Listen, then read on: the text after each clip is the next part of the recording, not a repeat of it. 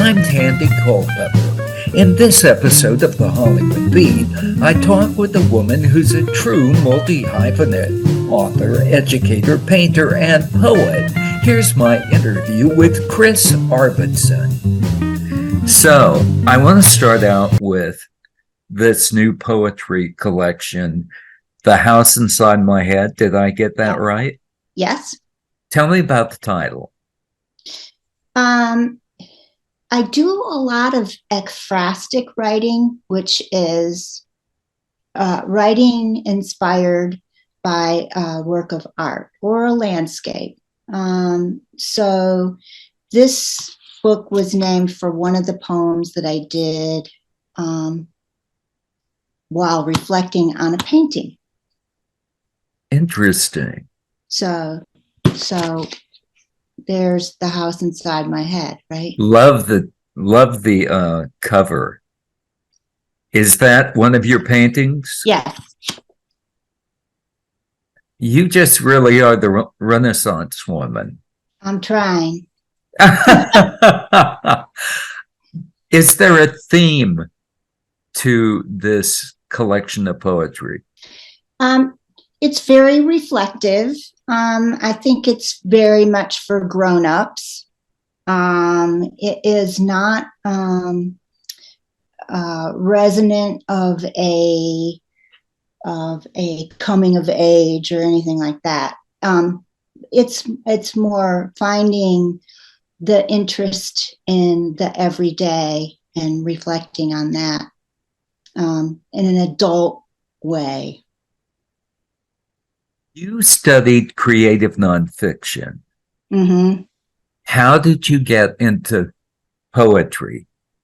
I just stumbled into it, literally. When I moved back to Charlotte in 2019, having been gone a long time, I started going to a writing workshop that was prompt-based at the main library here that was just a couple blocks from where I live. Let's explain what prompt-based means. So the workshop leader, who was a librarian, would bring usually 2 or 3 things that she thought would prompt some kind of writing. And then that could be a picture, could be music, could be a quote, could just be a challenging kind of question. And for whatever reason, I don't know, I felt myself responding to her prompts with poetry, which I really hadn't done before. So a lot of what is in this book is stuff that got started in that group. And the group is called Write Like You Mean It. That's so interesting. I took a writing class at UCLA Extension here in LA, and we were given a prompt in the class, and it would be a timed writing. Yes. And so it was sort of like a stream of consciousness. You weren't supposed to censor yourself. You were just supposed to write what came into your head. Right. And right. I wonder if that sort of thing spurs creativity in a moment when you might think you have writer's block, but you don't have a choice but to keep going. You just do it.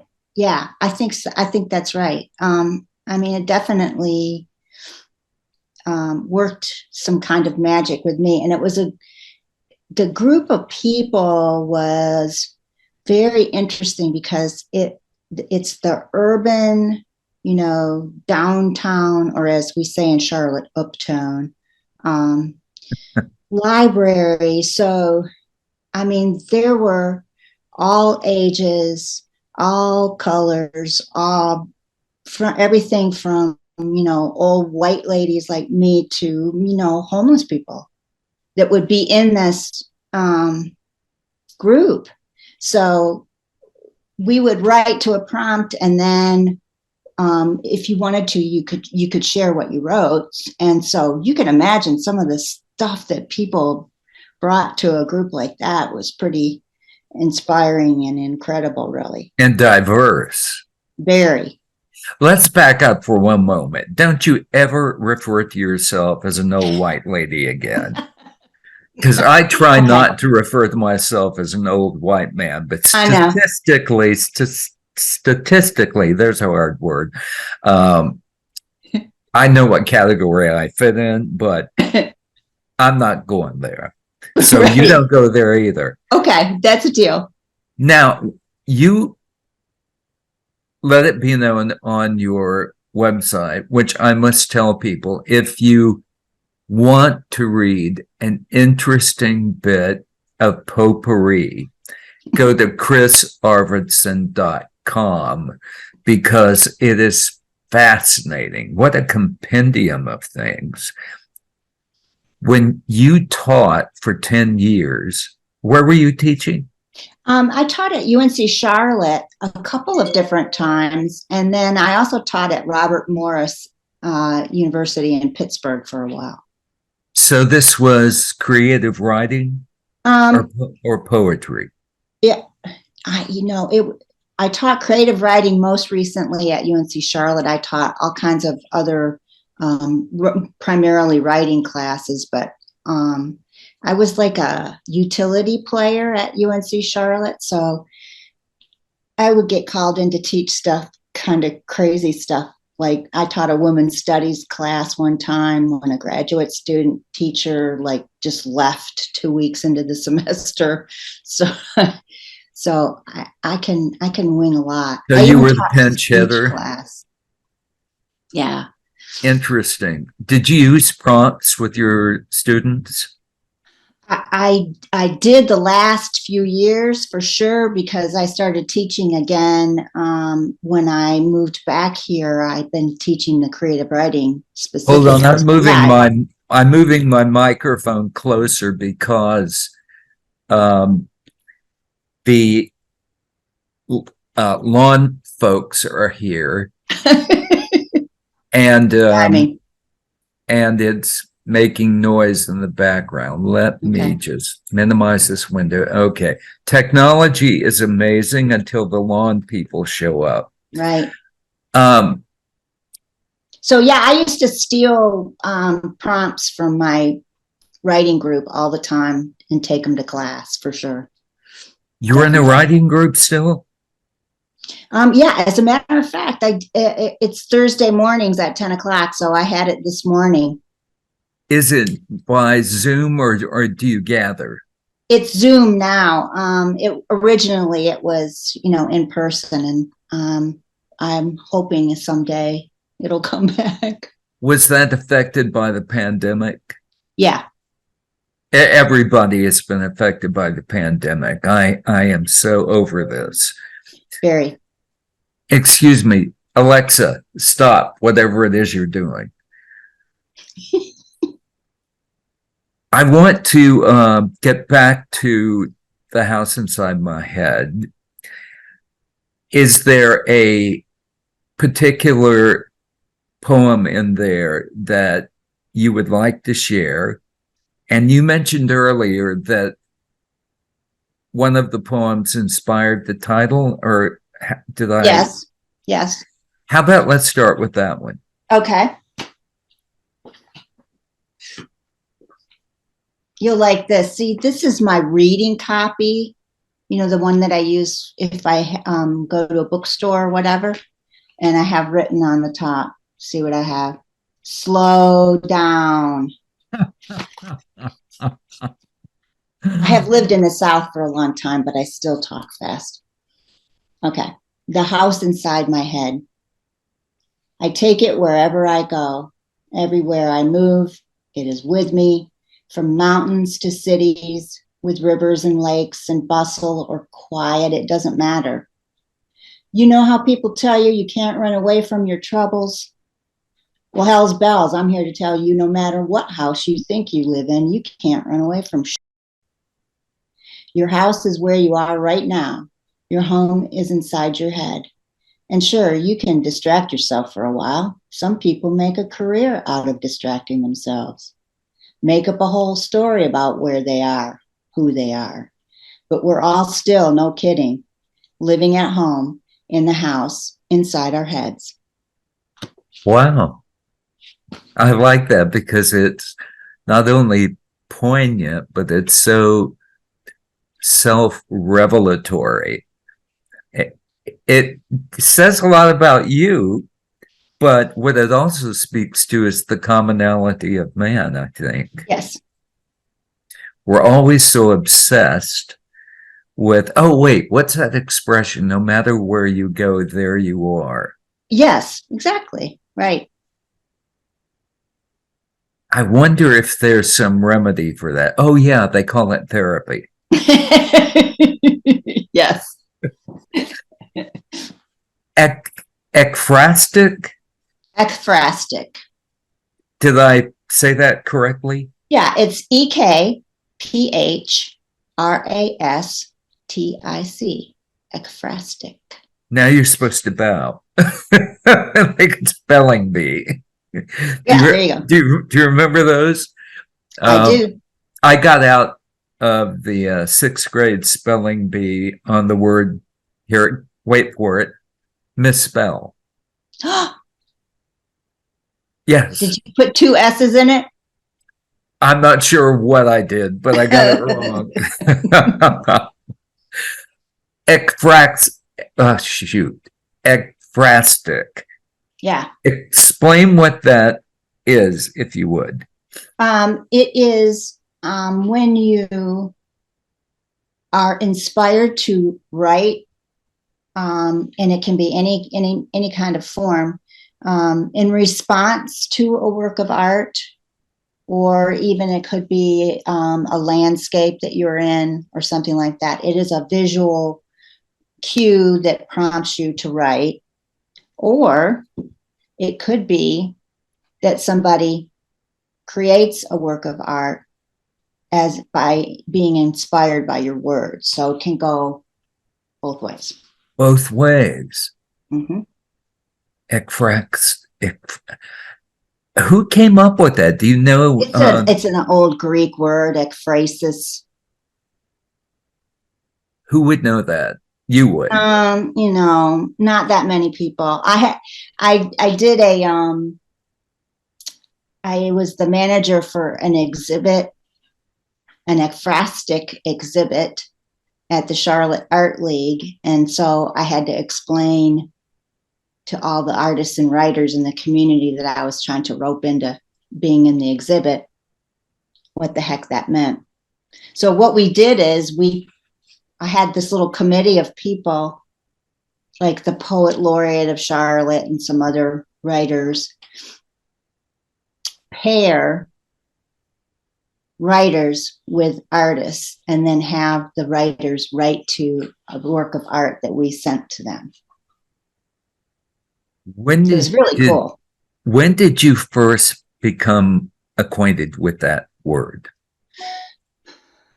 Back when I lived in the mountains, I was on the Arts Council board and involved in a lot of what they did there. And they used to do every couple years an ekphrastic exhibit there where they would ask writers to write to a work of art and then put on an exhibition. And I participated in that. So that's how I ran into it. You do workshops? I do. I haven't done a lot of them, but mostly what I'm trying to gin up now is ekphrastic, just because I think it's so fun. I'm gonna do one up in Michigan in the fall, up at an art center up there by where I used to live. And we're gonna do another ekphrastic exhibit at the Art League in May next year. So is Michigan where you're from? Yes, originally. Yeah. And you've lived in Charlotte for how many years? I lived in Charlotte for like 14 years, and then I was gone for 20 and came back 4 years ago. Gone from Charlotte to where?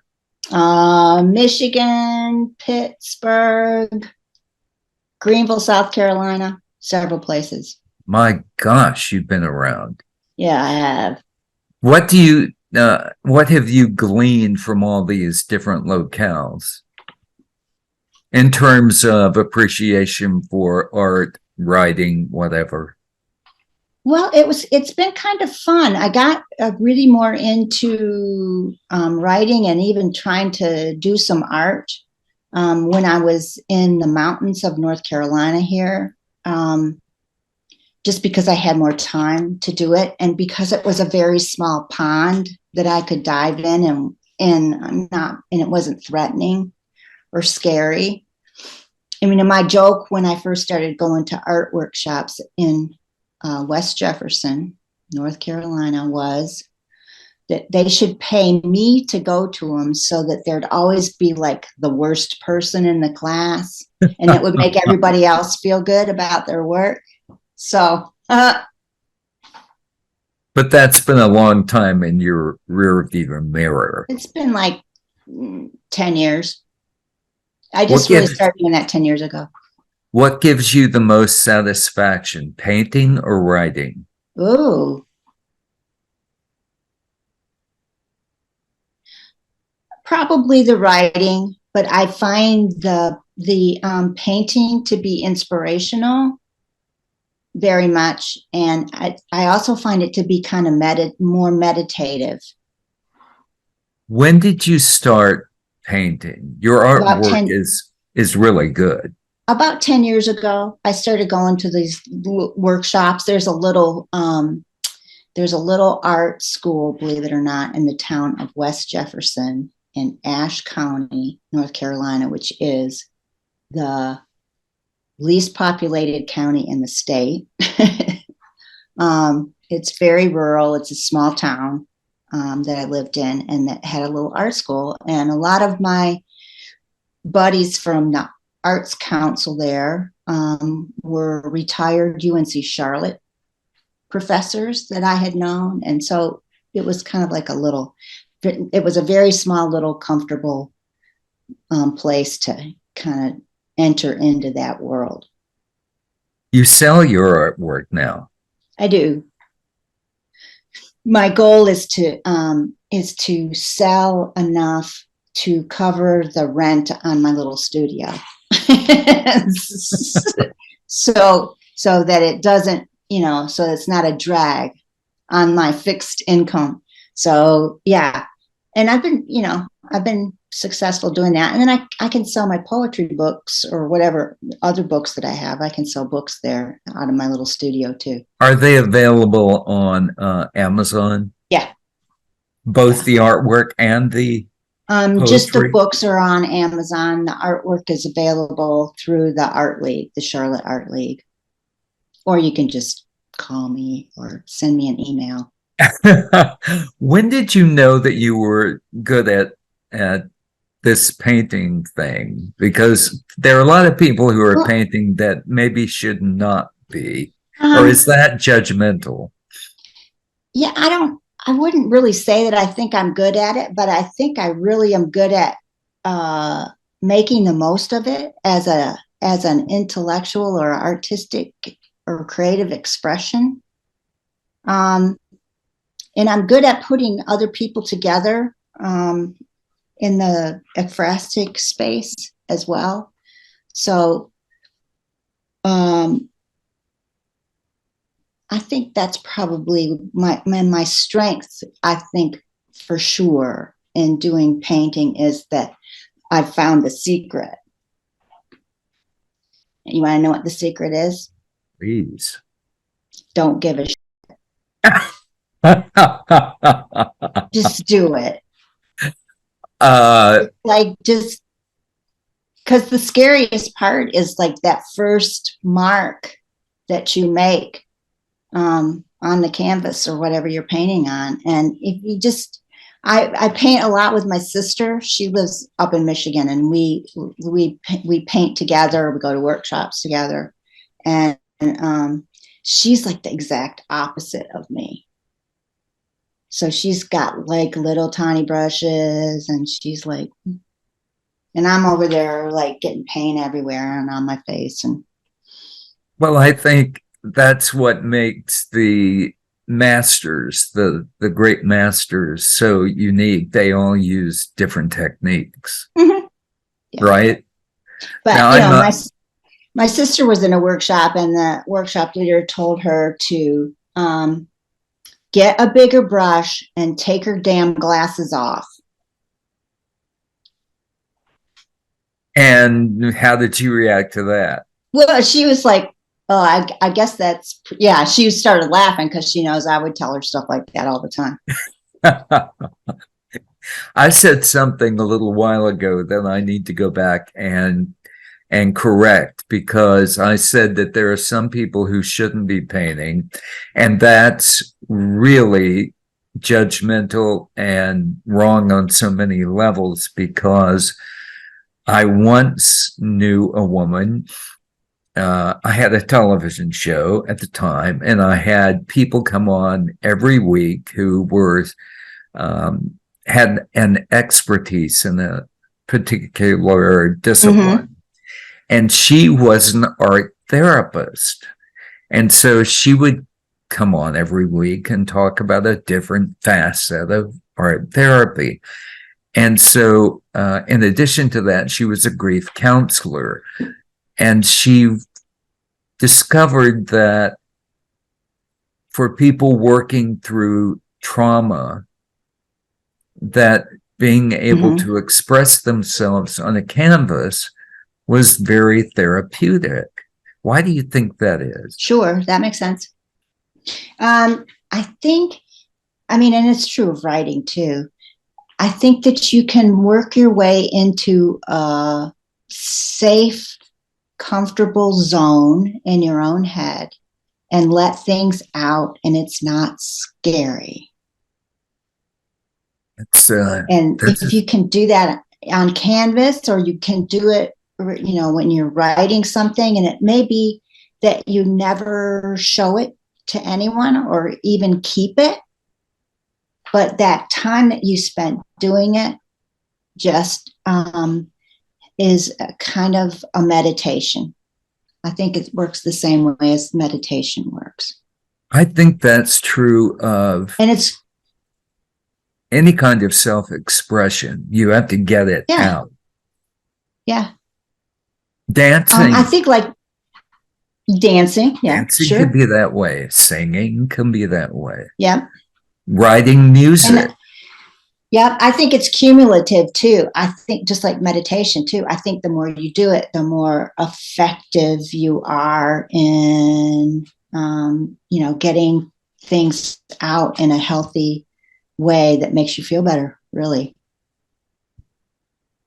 We say in writing that you want to have a unique voice that's yours and only yours, and you need to find what that is.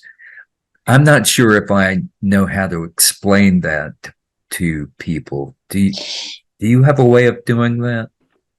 Well,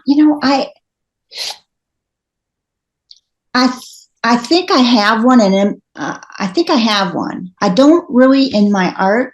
I don't think I have a voice yet. I think I have a lot of stuff that's like all over the place, and it'd be hard for you to say that was mine.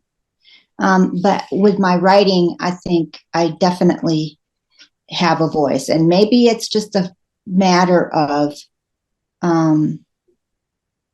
accumulation of writing for a long time. But I'll tell you a story about that. I used to write a column for alternative weekly newspaper here in Charlotte called Creative Loafing. And it was about local politics, and it was supposed to be funny. Aren't politics, well, what was his name? Tip O'Neill said all politics are local. Is local. Mm-hmm. And politics is, oh, Marjorie Taylor Greene yesterday is a perfect example. Did you see that, where she was citing all of the things that Joe Biden had done that matched FDR and matched LBJ, and isn't that bad? Yeah, it's Because like, he's doing thanks, all you silly. I know. And so what they did was they took what she said, they put it to music, and he said at the end, "I'm Joe Biden and I approve this message." So Exactly. politics inherently is funny. But getting It back can to your, be. yeah, let's get back to your So column. okay, so here's I write this column. I've been doing it every week for a couple of years, and I get hired to be the assistant director of the first capital campaign for the university, for UNC Charlotte. Capital campaign meaning fundraising? Yeah. And so I get called into the office, like I had to been there like a week, by the big boss. And they tell me that I have to stop writing this column in Creative Loafing because I might offend donors or potential donors. I see. And, you know, of course, my first thought is, yeah, I'm sure that those guys all read the local alternative weekly faithfully. Anyway, so I said, okay, fine, I'll agree to that, which and then I turned around and I just changed my name and changed the picture. I got a picture of a friend of mine in Vermont that nobody would know. And I made up a name that was a combination of names of people that were friends of mine. And it was a guy too. I changed my name to a guy. I thought that'd be fun. And just kept on going, right? Well, That's classic. Everybody who read Creative Loafing and read my column knew it was me instantly. I mean, I fooled nobody who read the thing, but I made the that old white guy's in charge of everything happy. So Who was the female writer? Was it George Eliot? There was a female writer back in the day, I mean in the 19th century, I think, who wrote under a male pseudonym. Yeah, George Eliot for sure, but there were definitely others. And J.K. Rowling writes a detective series now using a man's name. And everybody knows it's she, but still. Right. And there are a lot of authors out there who do that. And I guess it gives you the opportunity to assume a different persona. But in your case, necessity was the motherfucker of invention. Yes, and my friend, and I got to use my friend Kevin's picture was hilarious. And what did he think of it? Oh, he loved it. He sent it to me. He was a town manager up in Vermont.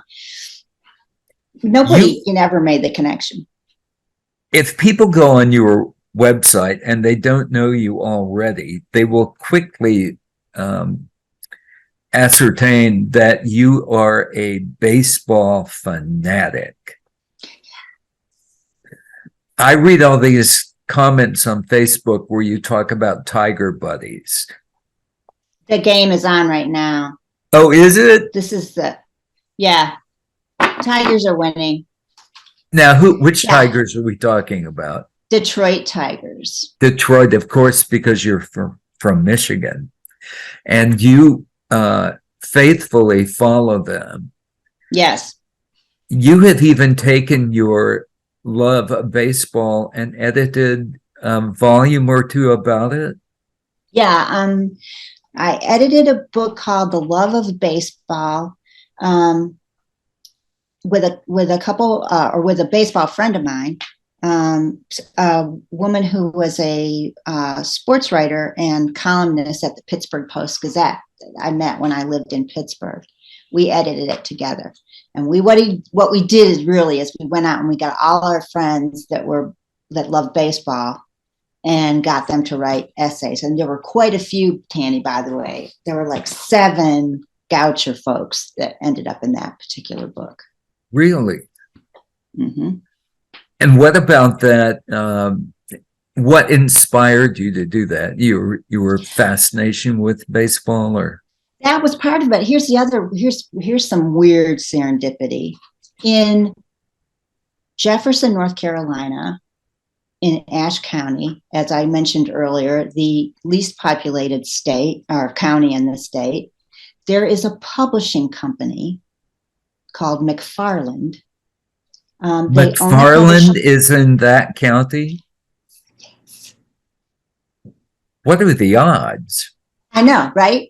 And no, it gets even weirder. One of their niches is baseball. And they publish more baseball books than just about any publisher in the country.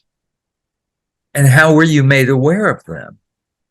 Well, because I had gotten to know them because I did a book about the New River, which goes through there, and where I worked at the New River Conservancy. And then I realized I was doing this New River book with them, and they had a whole like baseball thing going on at the publisher. So they said, "Hey, you want to do a baseball book?" And I'm like, "Yeah." I knew who to call. My friend Diana in Pittsburgh, who's the reporter, and then we just put it together. I don't suppose you have that book anywhere nearby, do you? Oh, of course I do. Well, could you read some from it? Yeah, I'll read a little bit from the preface because that kind of tells you how this all happened. Okay. We met over a piece of baseball writing. Diana, a longtime reporter and columnist for the Pittsburgh Post-Gazette, wrote about Chris's favorite pirate that season, catcher Jason Kendall. He was not a big guy for a catcher, but he was scrappy and gritty and fun as hell to watch. Because she was new to the city, Chris didn't have any pirate buddies to commiserate with, so having that column appear in the newspaper felt like a real gift. Plus, it didn't hurt that Diana was clearly baseball people, and her love for the game and her team shone through the writing. Chris searched out Diana's email at the paper and sent her a fan letter about the column. The rest is baseball freak history. What about baseball drew you to it? We call it the America's pastime. Yes. Of all the sports out there. I think it's a function of where and when I grew up. I grew up in the Detroit area. I listened to all the games on the radio with my dad. Even when I was a little kid, it was a thing that we did in our family. Interestingly enough, that would have been before there was really a ton of TV baseball. It was mostly listening to it. And my dad never took us to a game. We only just listened to it. So in a way, does keeping tabs on the Tigers make you remember growing up with your father? Oh yeah, definitely. Even, and when the piece that I wrote in this book was about the Tigers winning the 1984 World Series, because I was at those final games in Detroit, and I was able to bring my dad to the game, to the World Series with me, which is really fun. That must have been a really big deal for him.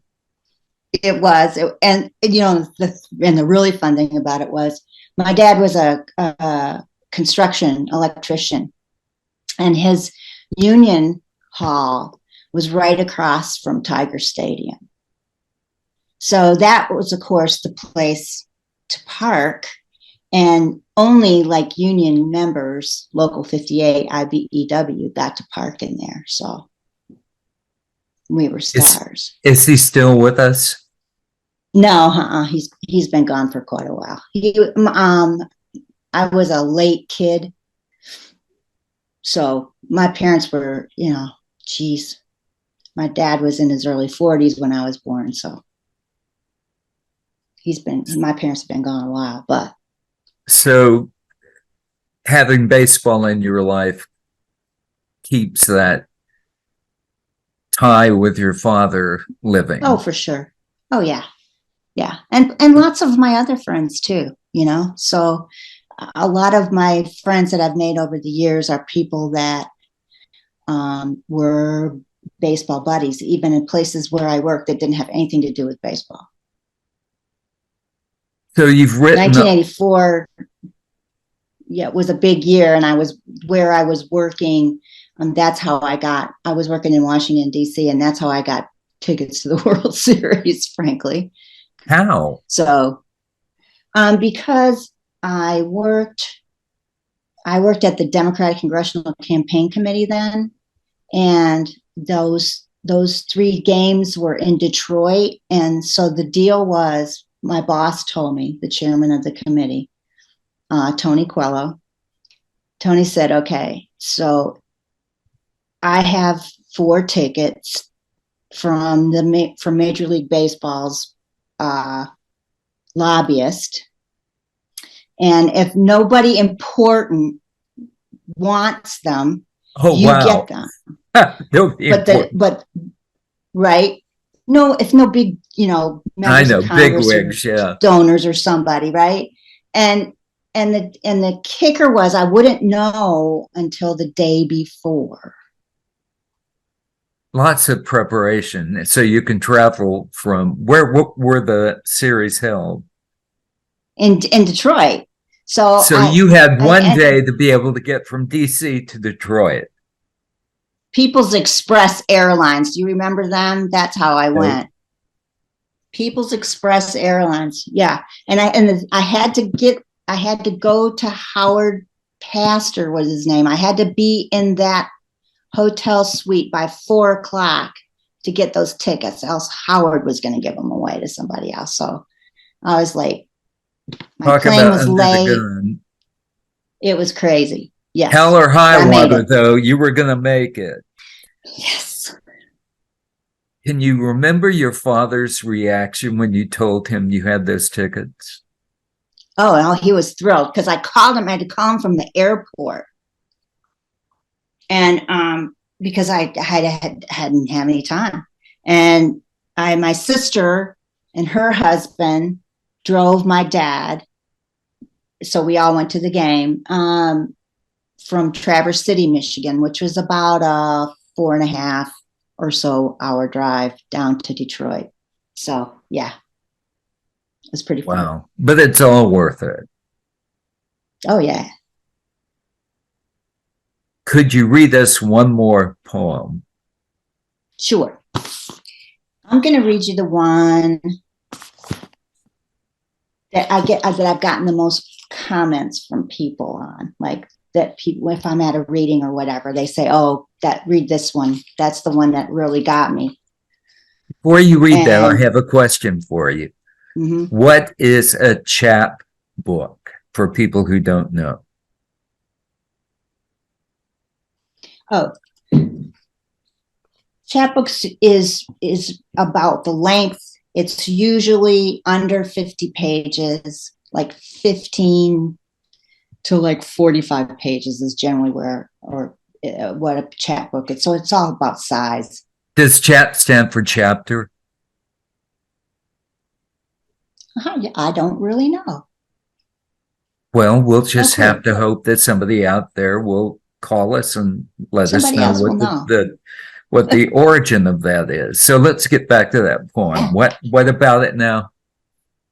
Now, so this is the one that people most have, come up to me or ask me to read if I'm at a reading. that they most seem to really instantly relate to.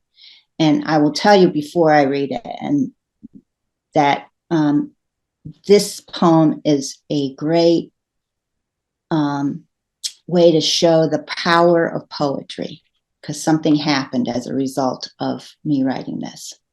Great. It's called On I-77. I stare into the screen of my phone to focus, to blot it all out. No, I can't look up to see how close we are to the car in front of us, how near disaster the truck's barreling by. Don't ask me, did you see that? I'm trying to concentrate on the email, the text, the news story. You are distracting me from my purposeful distraction. If I look at the speedometer and see how fast, I'll not be able to stop the sharp intake of breath, the death grip on the door's armrest, and you'll be angry and say, do you want to drive? Which is not a valid question. You will not be a passenger. You will not slow down or let that guy into our lane or refrain from your narration.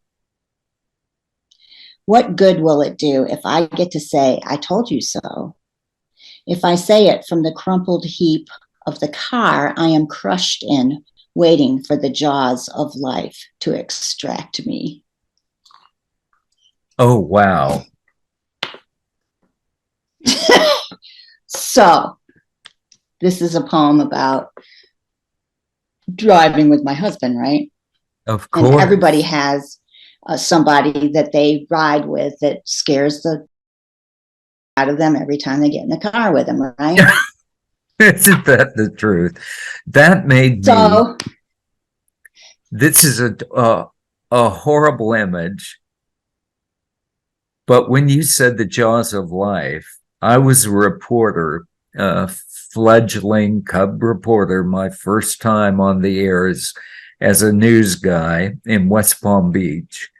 And I had been sent from the station down from West Palm Beach to Boca Raton to interview the fire chief about a fire union strike.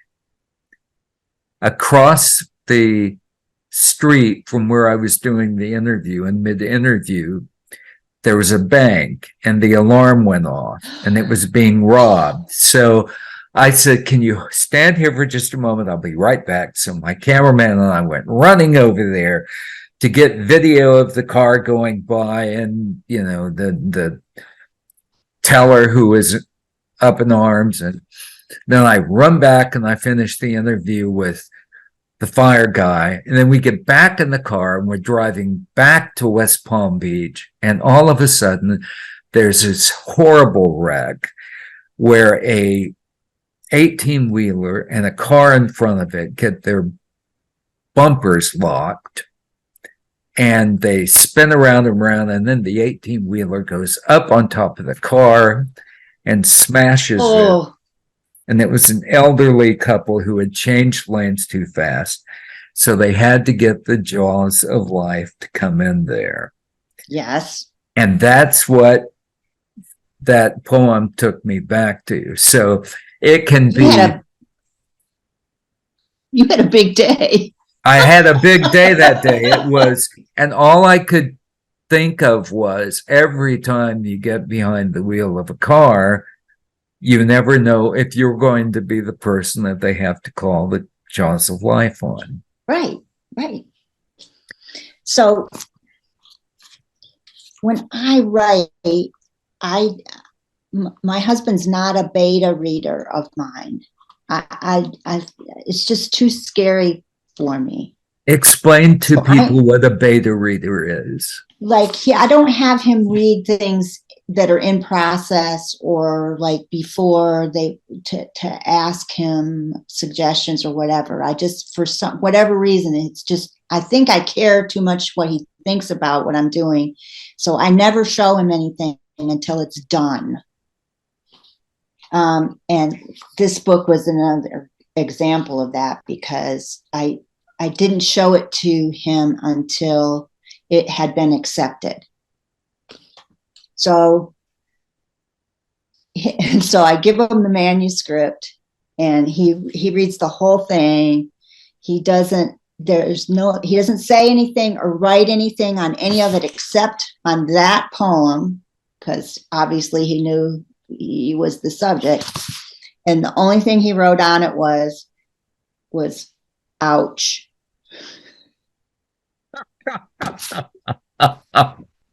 Oh, that's classic. But, so here's the power of poetry. It had a really serious effect on him when he read this.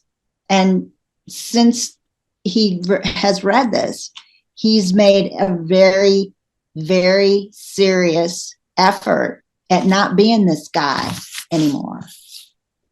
For real. And he's doing a really good job, too. The power of poetry. The power of poetry. That should be the name of a song or a movie. Yes. Or a book. Or a book. Or a poem. Or a poem.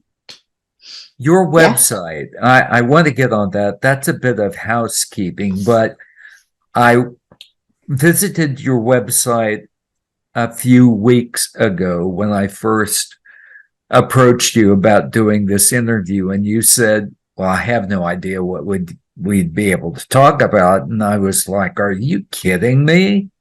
You have so much going on in your life, it's unreal. But I got on the website, and there are so many different things curated there. And so today, before this interview, I went back on your website, and it's completely revamped. There's an awful lot in there that's blog, poetry, rumination.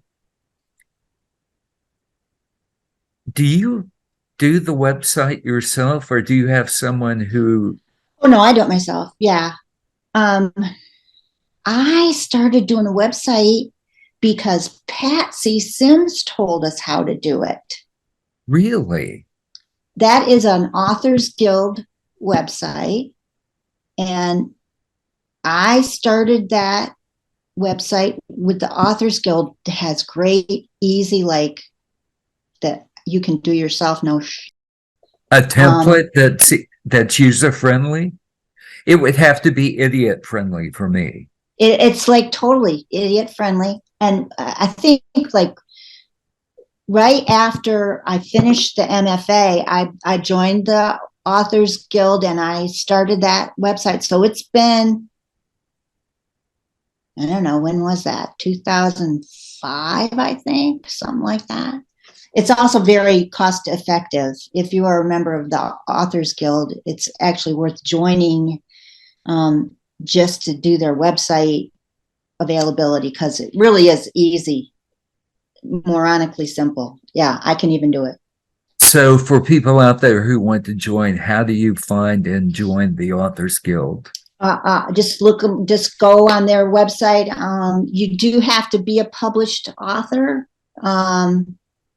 and in like a magazine or have a book. You have to have publications to join. There has to be a publication. Okay. But it's not, I don't remember even how much it cost. It's not a huge amount of money to belong.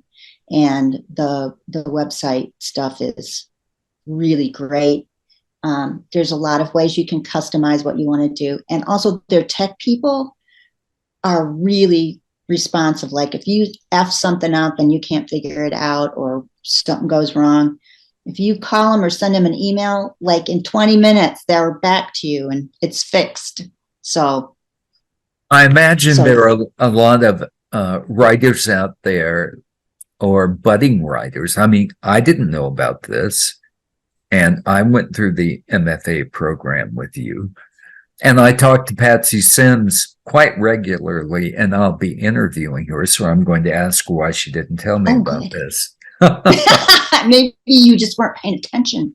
Maybe Tandy. So. We actually, now we went to the Authors Guild when Patsy took some of us to New York for a few days.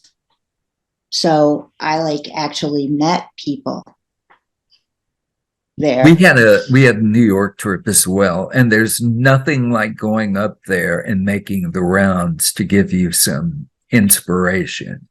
Yeah. Speaking of which, from your perspective, there are people out there who are probably curious about painting or writing and are afraid that they can't do it and they have nothing to share. What advice would you give to someone who's maybe in that frame of mind? Yeah, it is hard to put yourself out there. And I think the thing that's probably the biggest thing that holds people back is that fear of criticism. And, you know, my advice about that really is to find your people, to go to workshops and join groups and do things like that, where you are putting yourself in a situation where you don't, or you aren't made to feel inadequate. Because why would you want to hang around with people who don't like your work or don't think that you're doing anything that's worthy? So, you know, that's really, I started doing things with people who were supportive. I showed up at workshops where people were nice, you know, if they were, then I didn't go back, right? So, I think, Tandy, a lot of us, you know, in the Goucher MFA program, you know, the first week or so that you're there, I know I was thinking, I think Patsy, she made a mistake. Like, I'm not supposed to be here with these really accomplished people. What the hell, right? I felt very intimidated myself to oh yeah, you know, that's true of anybody who wants to get into that sort of creative endeavor. You have to get past the feeling of not being worthy. Mm-hmm. Yeah, and I mean, eventually, I think you can. If you're doing things that are really for yourself, then you can kind of get over that too, because it's back to that secret of painting, which is to not give a shit. I just thought of Emily Dickinson, who was such a prolific American poet. I mean, if you think of, when I think of the two most emblematic poets of Americana, I think of Walt Whitman and I think of Emily Dickinson. Walt got his writing out there, but Emily kept it all inside and nobody saw it till after she died. Yeah. Which is a shame, of course. But, you know, I've pitched my share of stuff too, so I have definitely pitched a lot of artwork. Oh, you're going to show us that piece of art before we... Okay, this is one. This is called, what did I call this? Across the Road Sunrise. It's beautiful. This is a oil painting on board. And it is one I did at my sister's. It's something that I painted across the road from her house.